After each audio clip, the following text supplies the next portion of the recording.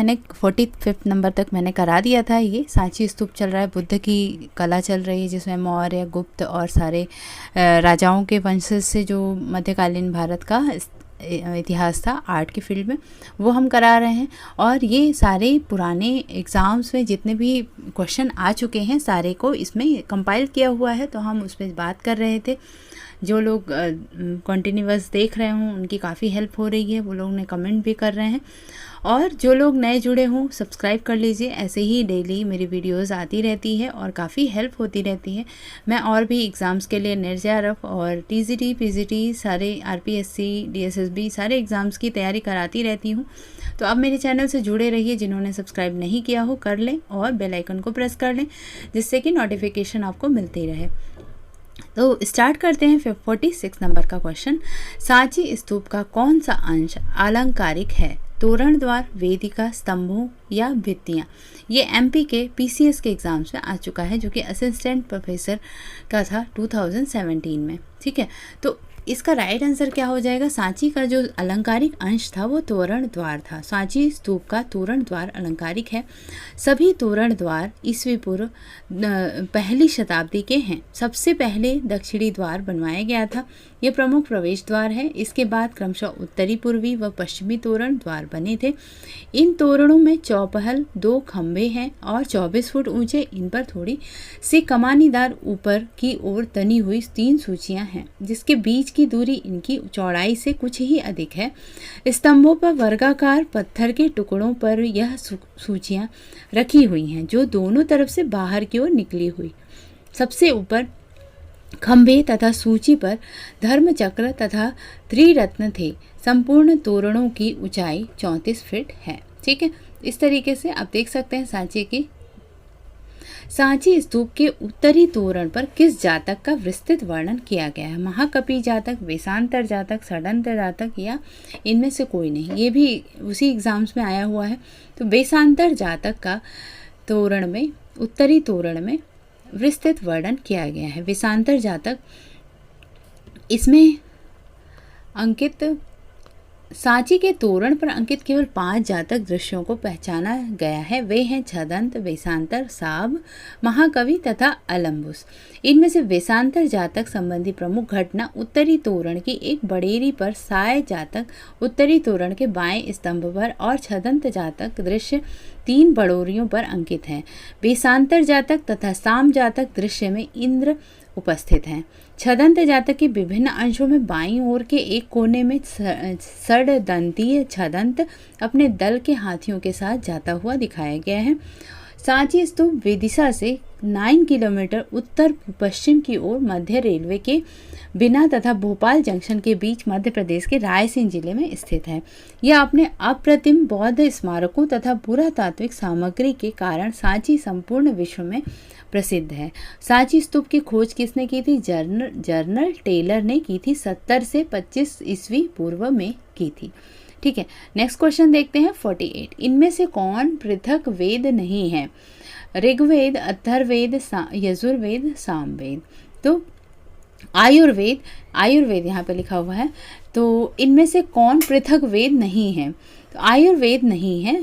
Means जो वेद थे 4 वेद, ऋग्वेद, अथर्ववेद, यजुर्वेद और सामवेद, तो यहाँ पे यजुर्वेद के बजाय यहाँ पर आयुर्वेद लिख दिया है। तो आपको ये पृथक करना है, इसमें कौन सा पृथक वेद नहीं है? तो आयुर्वेद ऑप्शन हो जाएगा C। ठीक है, तो यजुर्वेद में क्या होता था? इसमें उपासना और संगीत में गाने के लिए मंत्र हैं। यजुर्वेद में क्रिया व यज्ञ समर्पण की प्रक्रिया है। अथर्ववेद में गुण, धर्म, आयु, आरोग्य, यज्ञ के लिए कवितामयी मंत्र हैं। और इसी वेद में आयुर्वेद की व्याख्या की गई है। अथर्ववेद में ही आयुर्वेद की व्याख्या की गई है। ठीक है, नेक्स्ट क्वेश्चन है 49। गांधार कला किस कला से प्रभावित है? गांधार कला जो है वो यूनानी कला से प्रभावित थी। ठीक है, रोमन व भारतीय शैलियों का सम्मिश्रण दिखाई देता है, लेकिन सर्वाधिक प्रभाव यूनान का रहा है। इस तरीके से इसमें ग्रीक, बुद्धिस्ट, इंडो ग्रीक और इंडो हेलेनिस्टिक कला के नाम से भी इसको पुकारा जाता है। इस शैली का क्षेत्र पेशावर, सिंध, काबुल व पंजाब माना जाता है। ठीक है, नेक्स्ट क्वेश्चन देखते हैं नेक्स्ट क्वेश्चन है 50 नंबर का, चैत्य गुफाओं का उपयोग किया जाता था, किसके लिए किया जाता था? पूजा हेतु, निवास हेतु, क्रीड़ा हेतु या शासन हेतु? तो चैत्य गुफाओं का उपयोग पूजा के लिए किया जाता था और जो विहार होते थे वो भिक्षुओं के रहने के स्थान होते थे। अजंता में 9वीं, 10वीं, 19वीं, 26वीं और 30वीं ये सारी गुफाएं जो हैं, 6 गुफाएं थी वो चैत्य थी। अभी 5 गुफाएं हैं। 5 वास्तु द्वार, प्रवेश द्वार कहाँ पाया गया था? तो भारतीय वास्तुकला में सबसे पहले लोमेश ऋषि की गुफा में पाया गया था, जो कि अगर सबसे पहला पूछता है तो लोमेश ऋषि की गुफा बिहार में पाई जाती है। ठीक है। सम्राट अशोक तथा उसके पौत्र दशरथ ने गया के निकट बराबर की पहाड़ियों पर गुफाओं का निर्माण करवाया था। किसने करवाया था? सम्राट अशोक और उनके पौत्र दशरथ ने करवाया था, जो कि बराबर की पहाड़ियों में सुदामा गुहा, लोमेश गुहा और मूर्तिकला के सुंदर नमूने मिलते हैं। लोमेश ऋषि गुहा का प्रवेश द्वार उत्कीर्ण शिल्प से अलंकृत है। प्रवेश द्वार के दोनों खंभों पर तिरछे खड़े 2 स्तंभों पर गोल मेहराब हैं। नेक्स्ट क्वेश्चन 52, वेदों में सबसे पवित्र श्लोक या मंत्र कौन सा है? तो सबसे पवित्र और सबसे पवित्र जो श्लोक या मंत्र कहेंगे, गायत्री मंत्र को कहा जाता है, जिसकी महत्ता ओम के लगभग बराबर मानी जाती है। यह मंत्र सवित देव की उपासना है, इसलिए इसे सावित्री भी कहा जाता है। ऐसा माना जाता है कि इस मंत्र के उच्चारण और समझने में इसे ईश्वर की प्राप्ति होती है। इसे श्री गायत्री देवी की स्त्री रूप में पूजा किया जाता है। यह मंत्र सर्वप्रथम ऋग्वेद में उद्धत है। इसके ऋषि विश्वामित्र हैं और गायत्री एक छंद भी है जो कि 24 मात्राओं के संयोग से बना है। वेदांगों को क्रमानुसार व्यवस्थित कीजिए। शिक्षा, व्याकरण, छंद, ये आरपीएससी के एग्जाम में आया है। वेदांगों को क्रमानुसार व्यवस्थित कीजिए। तो इसका सबसे पहले हो जाएगा शिक्षा, छंद, व्याकरण, निरुक्तर, कल्प, ज्योतिष। ठीक है, तो डी राइट आंसर हो जाएगा, शिक्षा, छंद, व्याकरण, निरुक्त, कल्प, ज्योतिष। नेक्स्ट क्वेश्चन 54, वैदिक परंपरा में वर्णित विभिन्न ईश्वरीय रूप कौन से हैं? अग्नि, यम, इंद्र, शक्ति, वायु, कुबेर, सूर्य, शिव। अग्नि, इंद्र, वायु, सूर्य, शिव, ब्रह्मा, विष्णु, सोम। तो इसका राइट आंसर यहाँ पर क्या दिया हुआ है? सी इज द राइट आंसर। वैदिक काल में जिन देवताओं का वर्णन हुआ है वे हैं अग्नि, इंद्र, वायु एवं सूर्य। यहाँ देवता का अर्थ दाता, प्रेरक या ज्ञान प्रदाता है। जिन देवताओं में दिव्य शक्तियां निहित हैं, वेदों में शाश्वत वस्तुओं और भावनाओं की देवता माना गया है, जबकि पुराणों में दिव्य व्यक्तियों और प्राणियों को जिन्होंने अनेक व्यक्तियों को सन्मार्ग दिखाया था। नेक्स्ट क्वेश्चन 55, चारों वेदों में से गद्यात्मक वेद, गेयात्मक वेद कौन सा है? जिसमें ज़्यादातर मंत्र और कविताएं लिखी गई हैं, वो गेयात्मक कौन सा है? तो साम वेद को कहा जाता है कि ये गेयात्मक वेद है। और जो संगीतमयी हो, यज्ञ, अनुष्ठान, हवन के समय में इसके मंत्र गाए जाते थे, इस वजह से इस वेद को ज्ञात्मक बोला जाता है। सामवेद संहिता के 2 भाग हैं जो कि आर्थिक और गान होते हैं। ठीक है, नेक्स्ट क्वेश्चन देखते हैं 56, चैत्य गुफाओं का उपयोग होता था, किस लिए होता था? प्रार्थना और उपासना के लिए, जैसा कि हमने पहले बात किया था। अभी आरपीएससी में 2013 में ये पेपर में फिर से आया हुआ है। चारों वेद में ज्ञात्मक वेद कौन सा है? अगेन ये क्वेश्चन आ गया, ये है सामवेद। ठीक है, कबीरदास के निर्वाण कहाँ से प्राप्त हुआ था? तो कबीरदास को निर्वाण जो है मगहर में प्राप्त हुआ था, जो कि हम लोग बचपन में अपने हिंदी के चैप्टर में पढ़ते थे। कबीरदास की कविताओं को जब हम पढ़ते थे तो उसमें हमने देखा हुआ है मगहर, और उनको शिक्षा कहाँ प्राप्त हुई थी? मगहर में हुई थी। और उनका निर्वाण कहाँ हुआ था? मगहर में हुआ था। कहाँ पर, किस सन में हुआ था? 1518 में हुआ था। और उनका जन्म कब हुआ था? 1398 में हुआ था। लहरतारा ताल काशी के समक्ष, तो लहरतारा के आसपास इनका जन्म हुआ था और मगहर में इनको निर्वाण प्राप्त हुआ था। सांची स्तूप किस एक नगर के पास में है? तो यहाँ पर भोपाल हो जाएगा। सांची हमने पढ़ा था अभी। ठीक है। सांची मध्य प्रदेश की विदिशा से 9 किलोमीटर दूर उत्तर पश्चिम की ओर मध्य रेलवे के बिना एक भोपाल जंक्शन के बीच में रायसेन जिले में स्थित है। अपने अप्रतिम बौद्ध स्मारकों तथा पुरातात्विक सामग्री के कारण सांची संपूर्ण विश्व में प्रसिद्ध है।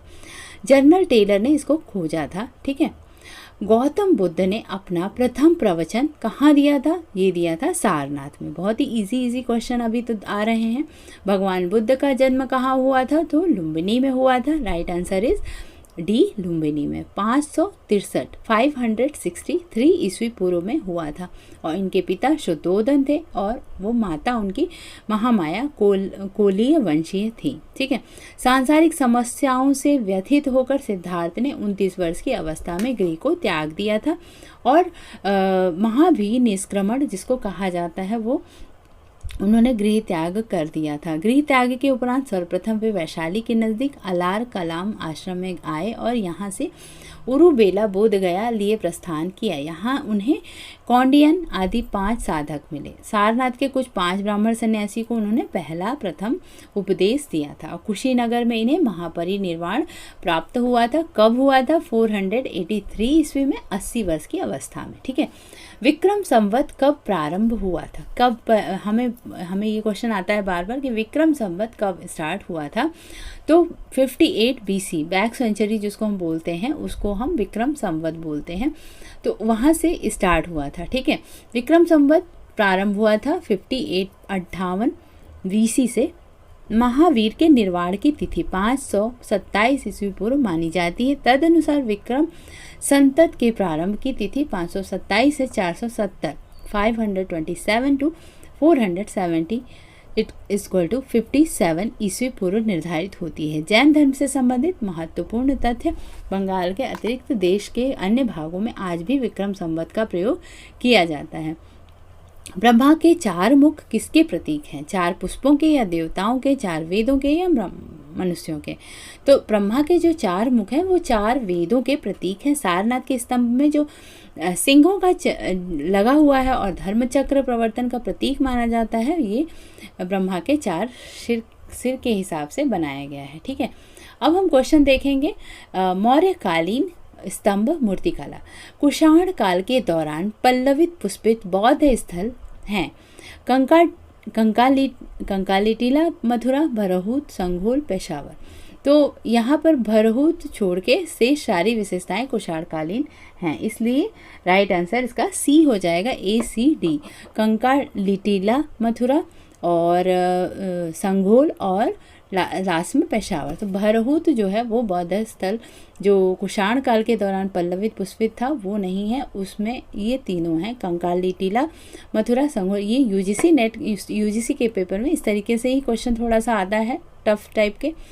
अशोक के पोते दशरथ ने इनमें से किस गुफा का निर्माण करता है? अभी हमने बात किया था, अशोक के पोते दशरथ ने लोमस ऋषि की गुफा का निर्माण करवाया था। यहाँ पर गोपिका दिया हुआ है और हमने इससे पहले लोमस ऋषि भी पढ़ा था, तो यहाँ पर थोड़ा कन्फ्यूज़न है, इसको आप लोग देख लीजिएगा। इससे पहले हमने यहाँ पे दोनों नहीं देना चाहिए था, या तो अशोक के पोते दशरथ ने, या तो ये हो सकता है कि यहाँ पर जो दिया है लोमस ऋषि अशोक ने और उनके पोते दोनों ने करवाए थे, यहाँ पे सिर्फ पोते दशरथ पूछा है तो शायद गोपिका यहाँ पे हो जाएगा, क्योंकि नागार्जुन पहाड़ी पर गोपिका का निर्माण अशोक के पौत्र दशरथ ने करवाया था, ये हो सकता है। इस वजह से आप इसका ध्यान रखिएगा, क्योंकि हमने पिछला पढ़ा था अशोक के पोते दशरथ और अशोक ने दोनों ने लोमस ऋषि का निर्माण करवाया था, बट यहाँ पर क्वेश्चन ये पूछ रहा है कि अशोक के पोते दशरथ ने सिर्फ किसका? तो गोपिका का निर्माण करवाया था, ठीक है। नागार्जुन पहाड़ियों में 3 गुफाओं का वाहियक गुफा, गोपिका गुफा और बड़विथा गुफा का निर्माण दशरथ ने करवाया था, ठीक है।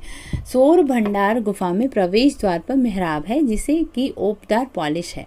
कन्हेरी गुफा में 2 व 56 में अवलोकितेश्वर की विशालकाय मूर्ति एवं गुफा संख्या 14 में 11 मुखों वाले अवलोकितेश्वर की प्रतिमा दर्शनीय है, ठीक है। वैभारगिरी और सप्तपर्णी तथा शोण भंडार गुफाएं हैं। सप्तपर्णी गुफा में 7 कक्ष हैं।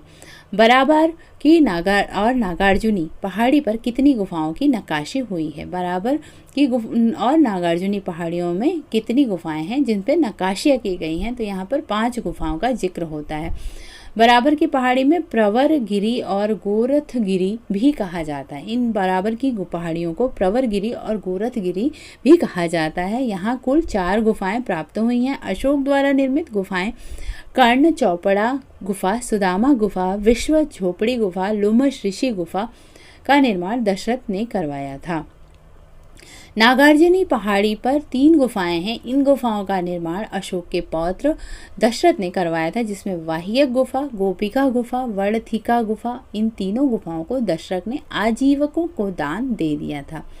मौर्य काल में बराबर पहाड़ियों की खलितक पर्वत कहा जाता था। बराबर पहाड़ियों को मौर्य काल में खलितक पर्वत कहा जाता था। ठीक है, नेक्स्ट क्वेश्चन देखते हैं। क्वेश्चन, सुदामा गुफा, लोमश ऋषि गुफा, यहाँ पे कुछ और तथ्य लिखे हुए हैं, देख लेते हैं एक बार, क्योंकि ये तथ्य भी हमें बहुत एग्जाम में काम आते हैं। इसी वजह से हम इसको बार बार रिपीट कर लेते हैं और अच्छे से आपको सारा कुछ पढ़ के दिखा देते हैं और बता देते हैं कि आप लोगों को कहीं से ये क्वेश्चन कैसे भी पूछ सकता है। तो सुदामा गुफा तथा लोमश गुफा, ये गुफा पर्णशालाओं की शैली में निर्मित है। लोमश ऋषि गुफा का प्रवेश द्वार उत्कीर्ण शिल्प से अलंकृत है। प्रस्तर उत्कीर्ण वास्तुकला का प्रथम साक्ष्य लोमश ऋषि गुफा से प्राप्त होता है। ठीक है, इन्हें सही कालानुक्रम से व्यवस्थित करना है। ठीक है, तो लोमश ऋषि, भजाकाली और खंडगिरी, यहाँ पर ए इज द राइट आंसर है, क्योंकि लोमश ऋषि सबसे पहले बनी थी, भजाकाली खंडगिरी ये उसके बाद की है। तो ये हो गया आपका इसका सीक्वेंस। बराबर और नागार्जुन पहाड़ी पर आजीवक संप्रदाय के भिक्षुओं के लिए अशोक के पौत्र, अगेन यही सारी चीज़ें हैं। कार्डली गुफा में 100 ईस्वी के सातवाहन स्थापत्य का उत्कृष्ट उदाहरण है। नेक्स्ट देख लेते हैं, उदयगिरी और खंडगिरी की गुफाएं शुंग काल की हैं, भुवनेश्वर में स्थित हैं। भुवनेश्वर कहाँ पर है? उड़ीसा में है। तो ये चीज़ें भी याद रखने लायक है। उदयगिरी और खंडगिरी की गुफाएं शुंग काल की हैं। प्रसिद्ध मूर्तिशिल्प परखम यक्ष किससे संबंधित है? परखम यक्ष जो है वो मौर्य काल से संबंधित है। मूर्तिशिल्प मौर्य काल से संबंधित है, जो कि मथुरा संग्रहालय में प्रदर्शित है। चामर धारिणी पटना के पास दीदारगंज में प्राप्त हुई है, जो अब पटना संग्रहालय में सुरक्षित है। मौर्य युगीन चमकदार पालिश वाली एक एवं दीदारगंज से प्राप्त बलुए पत्थर की आदमकद चामर धारिणी यक्षी प्रतिमा सभी यक्षी प्रतिमाओं में सुंदर और नारी सौंदर्य का उत्कृष्टम रूप है। यक्षिणी की मूर्ति भोपाल के निकट वेशनगर से प्राप्त हुई है, जो कि भारतीय संग्रहालय कलकत्ता में सुरक्षित है। नेक्स्ट क्वेश्चन देखते हैं, पशु आकृति युक्त मोहरे कहाँ पाई गई हैं? जो कि मोहनजोदड़ो से प्राप्त हुई हैं पशु आकृति युक्त मोहरे। नेक्स्ट क्वेश्चन देखते हैं, क्वेश्चन नंबर 70। मौर्यकालीन निर्मित अशोक स्तंभ पर किस देश का प्रभाव है? मौर्यकालीन निर्मित अशोक स्तंभ पर भारत, चीन, ईरान और रोम। तो यहाँ पर ईरान हो जाएगा। ईरानी कला शैली का प्रभाव है। ईरानी कला शैली की तरह निर्मित अशोक स्तंभों की मुख्य विशेषताएं हैं कि जो चमकीली पॉलिश के रूप में बनाई जाती थी। ठीक है फ्रेंड्स, तो ये हो गया 25 नंबर क्वेश्चन। अब नेक्स्ट वीडियो जल्दी आएगी, तब तक मेरे चैनल से जुड़े रहिए, पढ़ते रहिए। मेरे चैनल पे और भी सारे टॉपिक्स हैं और वीडियोस हैं जो कि आप देख सकते हैं। आपके एग्ज़ाम्स के लिए काफ़ी हेल्पफुल हो जाएगा। और आप मेरे चैनल पे जाके 100 कलाकारों की श्रृंखला और भी बहुत सारे मैंने जो पुरस्कार मिले हैं, भारत रत्न, पद्म भीषण, पद्म विभूषण, ये सारे भी वीडियोस बना चुकी हूँ मैं। और नेक्स्ट नए भी जितने भी कलाकारों को मिलेगा मैं वो भी अपलोड करती जाऊँगी और नए आप लोगों को लॉजिकल चीज़ें बताती जाऊँगी, जो कि एग्ज़ाम्स में काफ़ी हेल्पफुल होता रहता है। Thank you for watching my video and keep watching, keep learning. Bye bye.